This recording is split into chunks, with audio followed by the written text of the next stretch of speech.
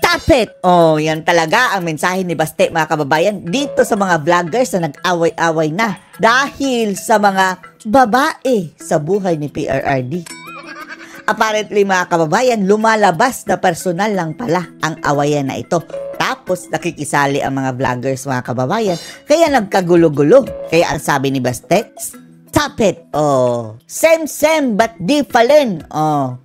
Yan ang sabi ni Baste, mga kababayan, na same pero different. Na ang ugat ng awayan na ito ng mga vloggers, mga kababayan, ay awayan ng mga girlfriends ni PRRD. Oh. Narito ang sabi ni Baste, ha, na ang lahat ng mga babaeng ito, fine ladies, mga kababayan, touch the life and heart of my father.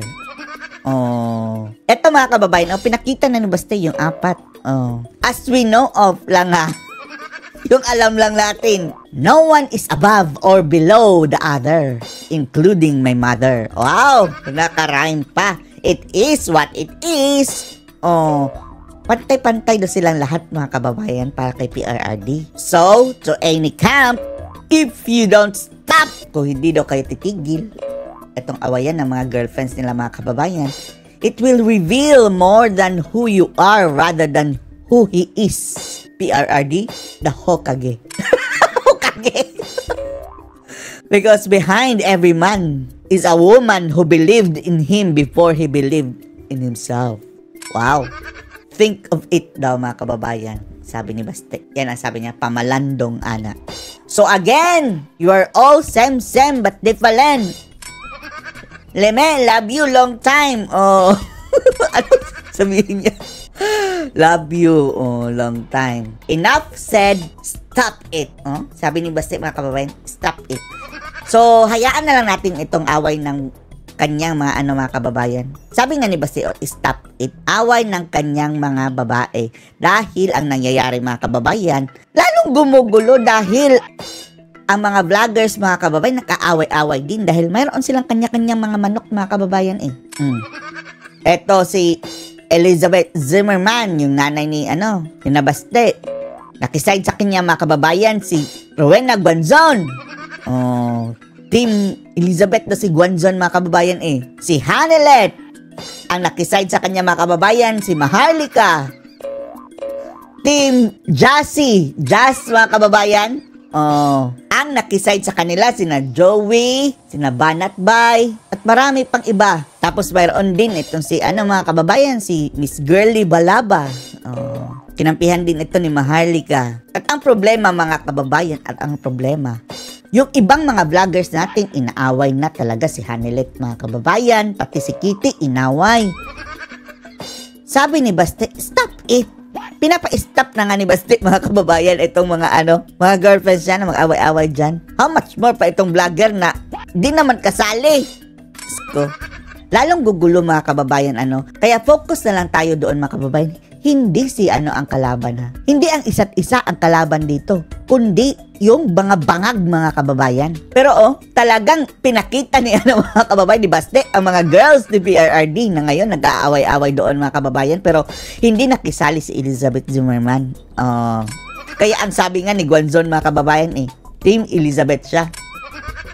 Dahil hindi nakikigulo, At ang sabi pa ni Guanzon, at least nung nakaraang admin daw, mga kababayan, sa Duterte admin, walang nakikialam sa gobyerno na nag-aastang presidente.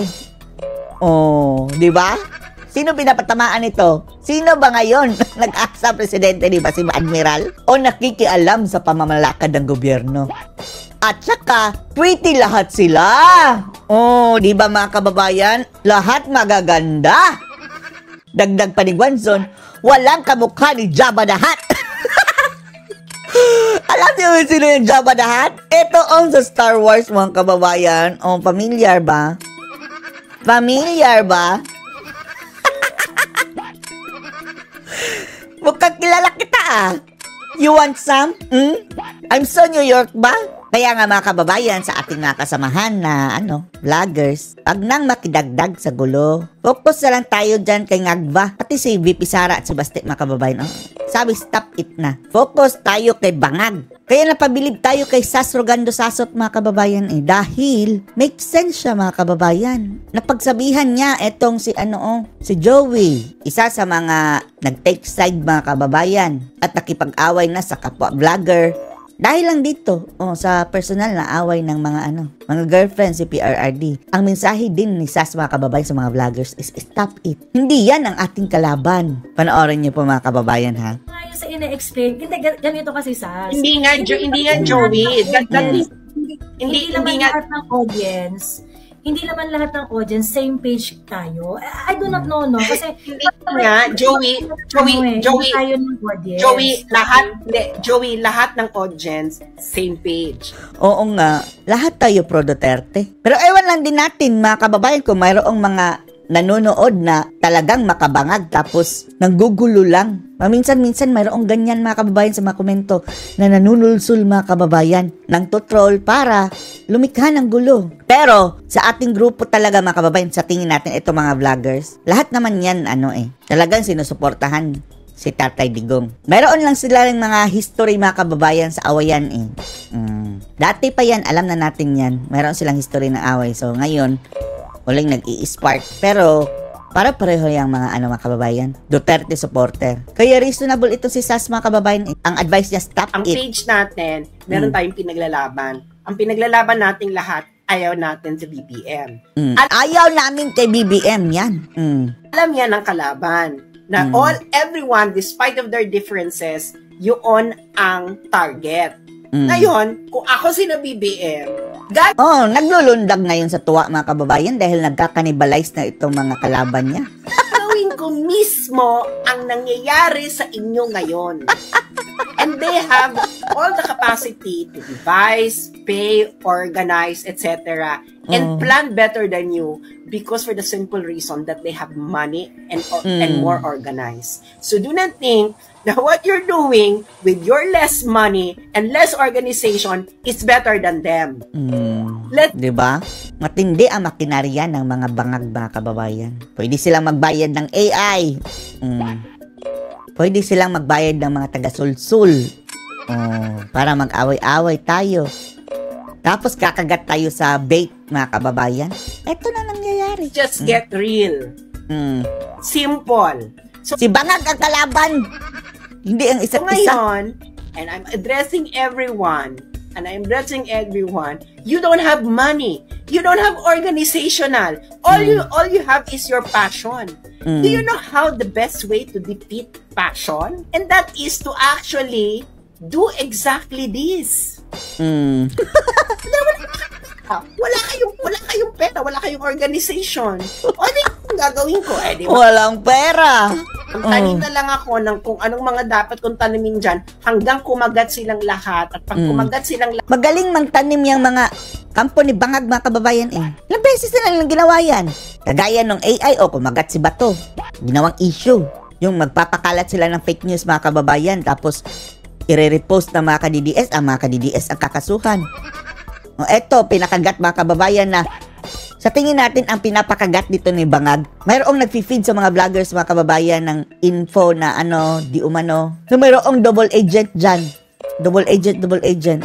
Tapos kumagat ang mga vloggers mga kababayan na mayroong double agent. Kung mayroong non-double agent mga kababayan, malalaman din natin yan later on. Pero wag kayong kumagat kung ang purpose ng nag-feed sa inyo noon ay awayin ang isang vlogger. Dahil yan ang gusto ni Bangag mga kababayan. At sila nang mag-aaway-away. And because of that, everyone na nanonood sa inyo, your audience, their audience, kayong mga lahat ng mga vlogger kayo, you will be divided like how Moises divided the Red Sea. And because dinivide ang dagat. Ito na nga nangyayari mga kababayan, kaya pwede na natin kalimutan yan. Focus na lang tayo doon mga kababayan sa sinabangag naman talaga ang kalaban.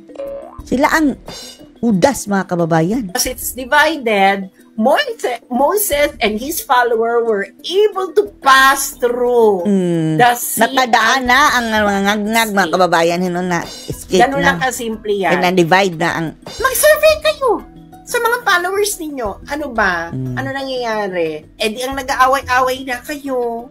Kung mayroon mga espiya dyan, espiya ngayon, malalaman din yan later on.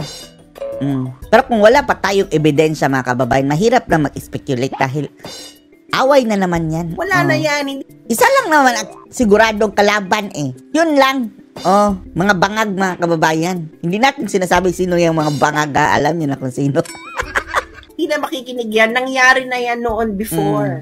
Yung mga ganitong away-away na ganito na yun nga, nangyari na yan before. Hindi nga naintindihan ng tao kasi nga nobody's explaining it. Hindi na problema ng mga taumbayan ng away ng mga vloggers. Naintindihan to, Joey, ng tao. Naintindihan to Then why is it happening again? It's happening. Kumagat kasi Kumagat sa bitag mga kababayan. Yan ang gusto ng mga ngag-ngag na mag-away-away tayo. Diba? Hindi nga. Hindi naintindihan ng tao. Nangyayari, Joey, nangyayari to uli ngayon because ang hindi natutunan na lesson is to learn to control your ego. That is the greatest lesson here. So, yun ang hindi natutunan. Ngayon, Kaya nga, eto, sinasabi mo. Ito kasi, Sas, no? Ito sinasabi mo. Nangyari na to before, and I agree. At paulit-ulit to. I agree. Nangyari na to dati, nangyari na to noon, ino-operate, ganyan. But sa totoo lang, yung sinasabi nyo kasi the audience know. No, the audience do not know. Kasi nga, bakit siya nangyayari again and again? Kasi people can... In fairness, yung mga nanonood mga kababayan, matatalino. Ang bet ko nito, mas maraming audience na hindi natutuwa dito sa pag-away-away ng mga kakampi mga kababayan. Mas gusto na mag-focus na lang tayo doon sa kalaban talaga. Doon, paano ipagtanggol si PRRD. Hindi yung nalilihis na ating landas dahil dyan sa mga bitag ng kalaban. Not identify nga. Mali naman, Joey. Hindi mo na makanaintindihan. Hindi mo na makanaintindihan sa sinabi ko ng audience noon. Sinasabi ko, Wait lang, Sas. Naintindihan kita. Kaso, there is no amount of Joey, what you're doing right now is you are just trying to defend what you're doing. That is not the point of this discussion. The point of this discussion is you have already lost the larger battle. Now, it is already because the seed has already been planted. Sige, pagpilitan mo, Joey. Madidivide kayo, bahala kayo. Ang ending niyan, mga kababayan, mawawalan sila ng taga-suporta. Mahati ang suporta. Tapos, hindi lang yan, magkukos ka pa ng gulo. Hindi nga, it's not because the seed has been planted. What? The battle has been lost because all of you ate the bait. Kumain sa patibong mga kababayan. The battle has been lost. Kung ganyan ang makikita ng kalaban nyo, na ganyan ang takbo ng utak ninyo, tingin ninyo. You know, sabi ko, bakla. You don't show your enemies your weakness. Bakla yan lang nag-aaway na kayo. Eto na, mga kababayan. At ang problema pa, mga kababayan, after nito, discussion nila, si Sas na naman ang inaaway, mga kababayan. Sa tingin natin, the same people, mga kababayan. Siguro mga AI lang yun. Na gusto talagang magwatak-watak. Naaway ang isa't isa. Hindi natin ina-advise, mga kababayan, na awayin nyo si Joey, awayin nyo sino sa Maharlika. Wag na. Wag na silang awayin. Kung hindi sila titigil, mga kababayan, hayaan nyo na lang. Mapapagod rin yan. Ang importante dito, mga kababayan, yun na sinabi ni Sas, pati na nga si Baste. Na personal yang away, stop it. Pati na mga kababayan, yung mga girlfriend ni PRRD, pinapa-stop ni Baste na sa pag-aaway. How much more pa itong mga vlogger na hindi kasali? That is exactly the reason why I am enraged. Kasi parang laban. Kasi sinasabi ko sa kanyo, tapos na laban. Ito na gusto nga, mga kababayan, ma-enrage tayo sa isa't isa. Sabi ni Ngag-Ngag, victory! Let's be real. Kung kayo, ilagay nyo yung sarili nyo sa sapatos ng mga kalaban. Sapatos sa mga, amoy kulob pa daw, mga kababayan. Tapos ng laban. Mga bakla, para na yung basketball. Nag-aaway-aaway yung mga players dahil hindi sila magkasundo, dahil sino ba mas magandang muse. Wala na, talo na mga kababayan. Kung sa basketball, yung ka-teammate mo, kalaban mo, ayaw kita pasahan ng bola, bahala ka. Wala na. Tapos ang kalaban nagkakaisa. Siguradong talo. Sa totoo lang, yun talaga pagandahan ng Muse. Sabi ni Charmaine, it's not about the relationship with Hanilet, but the alleged Alpotera being spy on Duterte. Alam mo, ito, Oh, sige ngayon mga kababayan, ipagpalagay natin na talagang espiya. And then what? Wala na yung magagawa din. Andyan na si PRRD eh. Ang bola ngayon mga kababayan, hawak na mga abogado. Pero, nung tinatawag na Alpotera mga kababayan, mukhang girlfriend talaga ni Tatay Digong. Oh, dahil kinantahan mga kababayan eh. Kinantahan ni PRRD in fairness mga kababayan.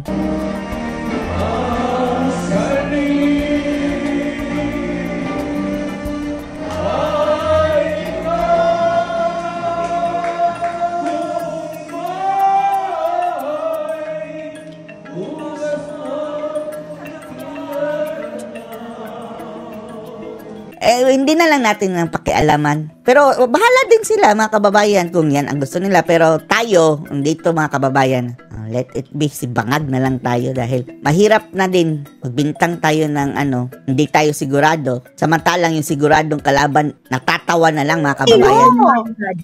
Inaano ko sa Nino. Alam nyo ganito. Ni Maharlika.